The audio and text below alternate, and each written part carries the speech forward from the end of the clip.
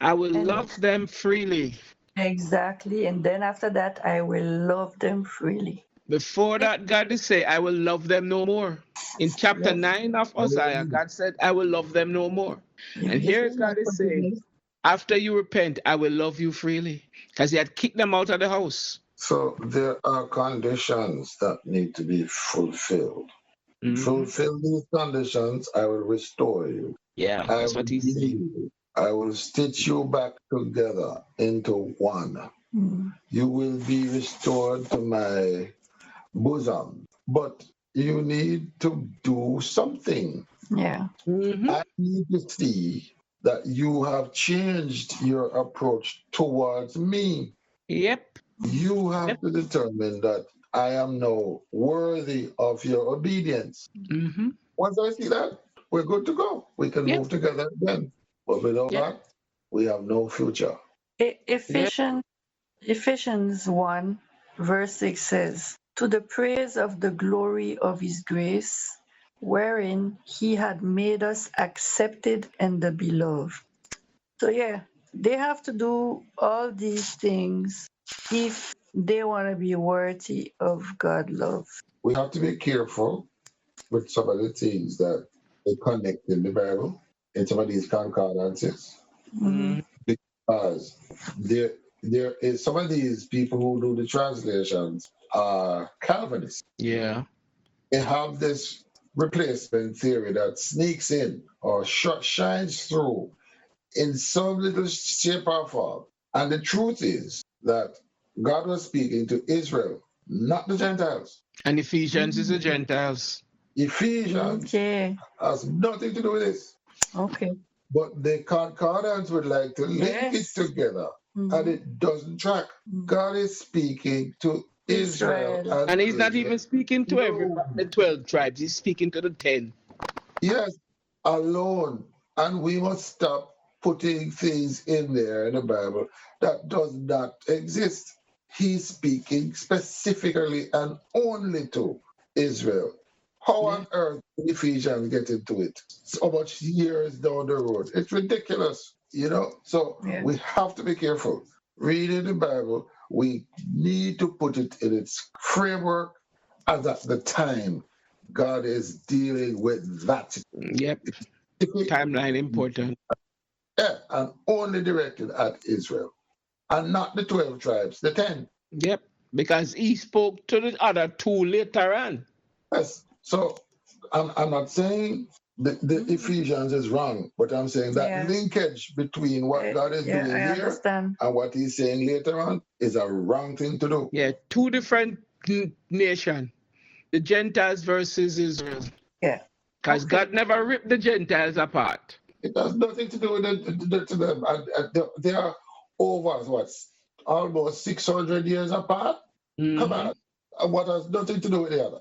They try to have this great replacement theory that the church has replaced Israel and somehow they sneak it in. It is not true. Right? So let's move on. We are Verse 5. at verse Verse 5. 5. I will be as the dew unto Israel. He shall grow as the lily and cast forth his roots as Lebanon. All right. Three different images right there. So, um, I will be as a Jew unto Israel. I know in Deuteronomy, God says that his doctrine will be as the rain, and his speech shall distill as the dew. As a matter of fact, let me go to that actual chapter. Deuteronomy 32, verse 2 says, my doctrine shall drop as the rain, my speech shall distill as a dew, as a small rain upon the tender herbs, and as a shower upon the grass. And here God is saying, I will be the dew. So everything is words, is commandments, everything is instructions, is statute will be the dew that nourishes them in the early morning. He will refresh them. Because Isaiah 6 says, then shall we know if we follow on to know the Lord. His going forth is prepared as the morning, and he shall come unto us as the rain, as the latter and former rain upon the earth. That's Isaiah itself. Proverb 19:12 says, "The king's wrath is as the roaring of a lion, but his favor is a dew upon the grass." It's Oh, like when you have something that is burning you and you put something cool on it to appease it. but for me, it's more than just comfort because when I look back at how God dealt with dew in when they were in the wilderness, in the early morning when the dew fell, manna also fell. So the dew also brought manna. So I'm looking at it and I'm saying, when God says, I will be the dew, I'm looking at it from the point of view that He will comfort them, He will nourish them, He will refresh them, He will guide them. Okay, so let me bring you back to Hosea 13, Hmm. verse 2 to 3. And though they sin more and more, and have made them molten images of their silver and idols according to their own understanding, Hmm. all of it the work of the craftsmen. They say to them, the craftsmen, let the men that sacrifice kiss the calves. Therefore, they shall be as a morning cloud and as early dew that passeth away. So He will be, oh, so they are the dew that passed away. God is going to be the dew now. So, what's the difference? these these these priests that they had before that led them astray, God is replacing them when they come back With what? with His words, with Him. But what's the And difference? in verse 4, He says, I am their Savior. I'm the God that led you out. I'm your Savior. So I'm trying to look at this. First, the men that sacrifice and kiss the calves should be as dew, and Yeah. now God is saying, I will be the dew. What's the diff? What's the significance of that? Let the men that sacrifice kiss the calves. Therefore, they shall be as the morning cloud and as the early dew that passeth away. And then he says, I will be dew unto them. I will be replacing them. But why? If he's replacing them, is he saying they were doing the same thing that he's now going to be doing? What is it that they were doing that is the same thing as that God is going to be doing? What is it? Make me think of being equally yoked. No. No, No? I actually looked at chapter 6 where God was also talking about the early dew again. He was talking about their goodness. He says, for your goodness is as a morning cloud and as the early dew that goeth away. Therefore have I hewed them by the prophet. I have slain them by the words of my mouth. So he was What's with the looking at, early dew? hmm? What's with the early dew? That's what we're trying to connect because the dew don't stay. But when it comes, it nourishes the plants, it nourishes the earth. So God is replacing the corruption that was brought by the priests that God considered. So those that kissed the calf, and so those were the nourishment that the priests were given. They were the ones who nurtured the Israel, and God is replacing them. Is the early dew a new beginning? It comes every morning. God, it should be a blessing. The dew itself is supposed to be a blessing. But the dew that was there before was not a blessing. Look at the words we give you. As the early, therefore there shall be as the morning cloud and as the early dew that passeth away. It is fleeting. It does not give any nourishment. It does not settle. It's just a thin thing that is quickly swept away. It's bogus. In other words, it looks good, but it is fleeting. Whereas my blessing will be permanent. My blessing will last and actually produce fruit. Yeah, because after there's is colon and it's explain. Yeah, because remember now, let the men that sacrifice kiss the calves. Those are the priests Yeah. of Israel and of the golden calf. All right, those are the false gods. Let the priests from the false gods. They will be like morning mist. They come, they try to bless you. They try to nourish the thing, it don't work. It's just not going to cause any sort of watering of the ground. It does not give you what you need. Not consistent, not. It's fleeting, it's temporary, it doesn't last long. It may water the surface, but it doesn't saturate the soil. Whereas when I do your blessing, it will saturate the soil and you will grow. Mm-hmm. He shall grow as the lily. What I will do for you will produce fruit. They didn't produce any fruit. You know, Jesus spoke about the lily in Matthew when he says, look at the lilies of the field. Solomon in all his glory was not adorned like any of these. The lily was so pretty. And here is God saying that you shall be like lilies. You shall be adorned beautifully. The lily is a beautiful flower. Yes, it is. Mm-hmm. It is, To grow as the lily. yeah, beautiful. But wait. Let me It didn't focus. say he will grow to look like a lily. No, we said beautiful. No. There's a difference here. Look at the word. He shall grow as, meaning like. How does a lily grow? Very quick. It's a quick growth and No. brings forth fruit real quick. Wait. What are the conditions that are necessary for a lily to grow, to take root, to sprout, and to grow? All right. What does it need? I guess. Lily grows in the spring and it springs with the dew. As long as there's dew on the ground, it doesn't need a lot of water. The morning dew will Really? allow it to spring. Really? Which lily you Yeah. talk about? Yeah. Wild lily, not the potted one. Wild lily in the meadows, which is what Matthew talked about. It doesn't lose its root in the winter. It springs in the root stays dormant in the winter, and it springs in the spring when the spring dew hits it, and it doesn't take long to grow. Okay.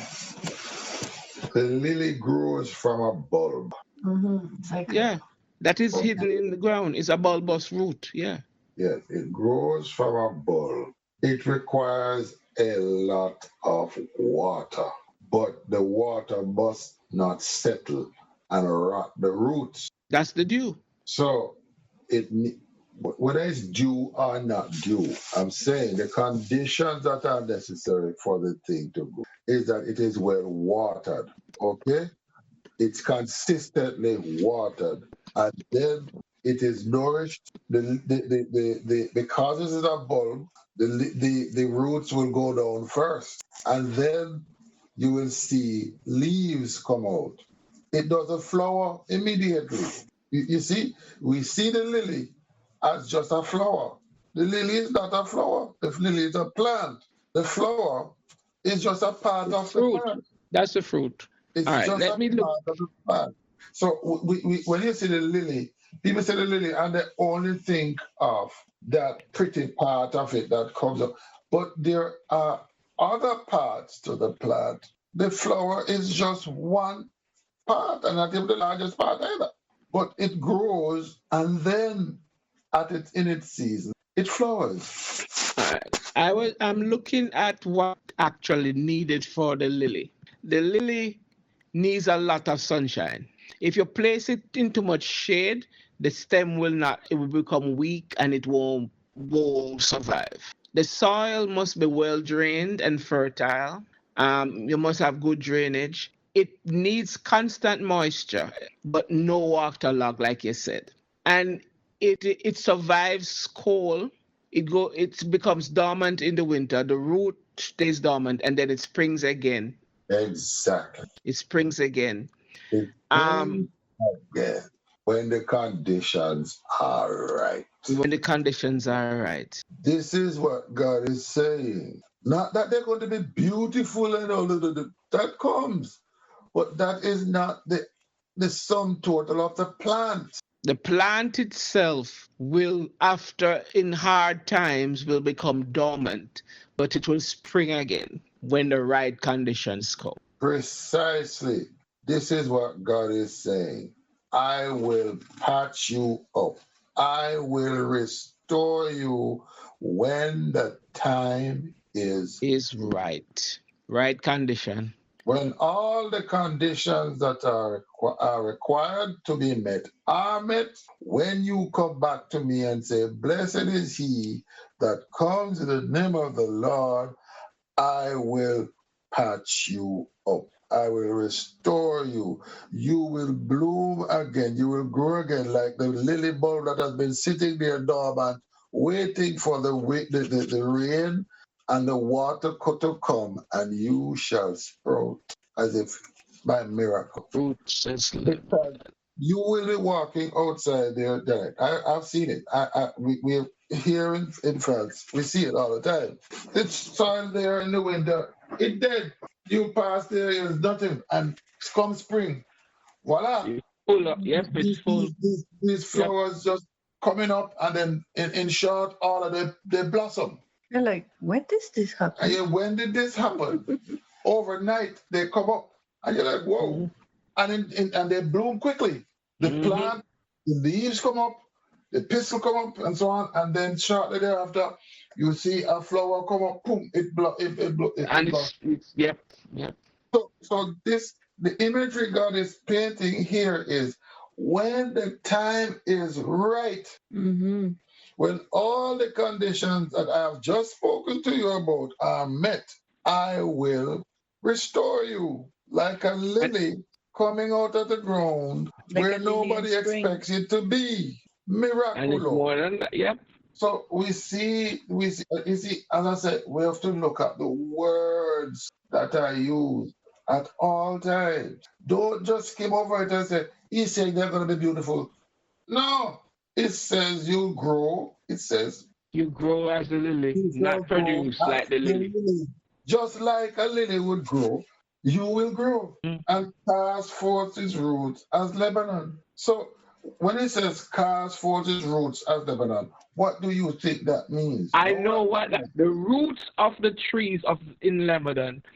It is these trees survive in harsh times in rocky areas because their roots go deep. Their root system is not surface root. Their roots tend to go deep down into the deepest part of the soil, so that even though they might be in rocky dry lands, because their root system is deep, they survive. They get the nourishment that they need. And Amos talks about it. Amos 9 verse 15 says, "And I will plant them upon their land, and they shall no more be pulled out of their land which I have given them, saith the Lord thy God." When you have a plant that is deep rooted, it's the hardest thing to uproot it. When your roots go deep down into the ground, you have to dig. And sometimes for some plants, you have to dig for miles to find the main root to pluck it out. So that even when you chop off the top part of the tree, because the root system is there, it will bloom again. It will come back up. It will sustain wind too. So the roots are deep.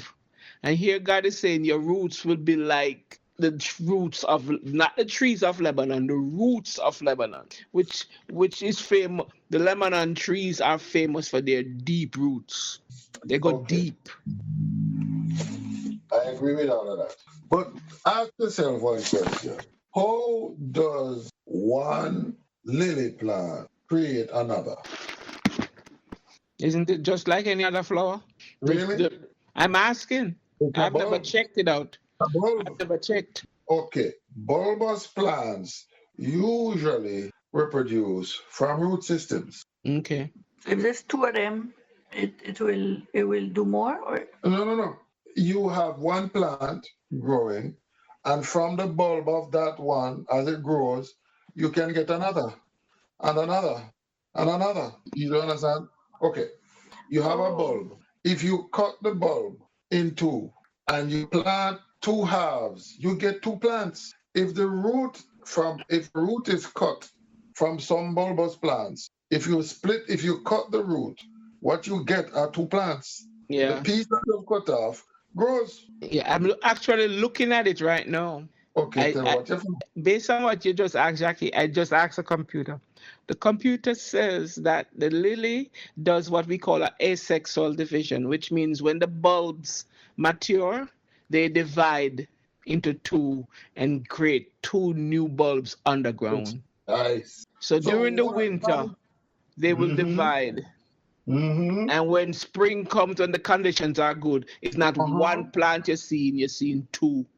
Exactly. When times are hard, that's when they reproduce, baby.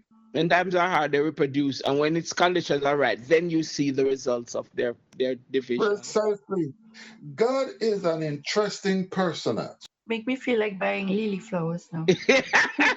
No, man, No, it's all right. Me not having listen, patience. There's not too much water. listen. As I said, we must look at the words used when God is speaking. It's not just surface he's speaking about. He's saying, just like the lily plant, okay, you will grow and your roots will go deep, but they will also multiply. Yeah, they will And multiply in hard times. It don't take yes, much to divide. you remember what he promised Abraham? That your seeds will be like the sand of the seashore. This is how it propagates. But Under the the quiet, it goes and does its business. When it's hard and it seems impossible, that is where the plant takes root. It grows down, and when the time is right, it springs again. And when yeah, time gets hard, it dies down. And it divides and it produces more. And when time gets good again, you see more of it. So and not every only that, Jackie, it's more than that. go Not ahead. only does the bulb divide, but when it produces the Mhm. flower also produces, There you just like go. normal flowers with Mhm. yeah, it does the sexual it does the piston and the stamen, Yeah, and they produce seeds. So exactly. not only does the bulb divide, but the flower produce the seeds that also fall to the ground that will mature and then Mhm. divide again. So what does that tell you about that plant? It is not an easy plant Plant to to kill. Nope, it's not an easy plant to kill. tender, it looks fragile, but it is a hardy plant to kill. Yeah, How because it many? can, unlike other flowers that need sexual, it does sex. Once the seed drops, you're certain that it is going to produce, and it's not going to produce one lily, it's going to produce two, and each of the two going to produce two. And when they grow, they're going to seed and drop more seeds. And so This this is, lily is hard to get rid of. this is what the Lord is saying. So when we look at you see that little part that we just look at, this is what It's the Lord powerful. is saying. It's powerful. He's So, creator, so he knows. So this is why I wanted you to stop because when you look at it, it may just give you the impression that they are going to yeah, be beautiful. It's not what he's saying. they're more than beautiful. Being beautiful is all nice It's and great, but that's not superficial. the point. Yeah. I It's am not the looking at it point. now. And this is what, to me, this is what God is saying. Like the lily, you are going to be hard to kill. You are going to be able to produce in hard times and in the good times. When it's hard, you'll be and you're matured, you will produce. When you it's good and you spring to life, you will produce. Beautiful. You will be beautiful and produce. And like the roots of Lebanon trees, your bulbous root, which produces, will be deep. Exactly. And like Amos says, nobody will be able to pluck you out of, nobody will be able to pull you out. Once I plant you, you're there for life. So it was not just a superficial thing and says, oh, you say they're going to be beautiful. No, You would think, oh, delicate and beautiful. no, that's Because not the what lily it looks delicate. When Yes. you look at the lily looks like a piece of grass. The stem looks weak, like a grass. But underneath all of that is It's, where the magic happens. yes. And I never looked at the lily like that. I've never really paid attention to the lily, actually. Well, Because although you say, so now when we look at it, and we look at what Jesus said in chapter 6 of Matthew, the lily takes on a totally new look. It For may look me, simple, I was but it, looking at the beauty of the lily because they said that Mhm. Solomon is all its glory. But when you look at it now, is the glory of Solomon was not just the look, it's was how not the Solomon building. grew and how he reproduced and what Solomon did compared to Lily. It takes on a total new look now. Our Father in heaven, your name is holy, and we are again at your feet asking for your forgiveness for our trying. We ask for your cleansing blood to be applied. Attempt to approach your throne. That being said, Lord, we thank you for your grace. You said that if we ask, Lord, we've gone through your word, we have grasped one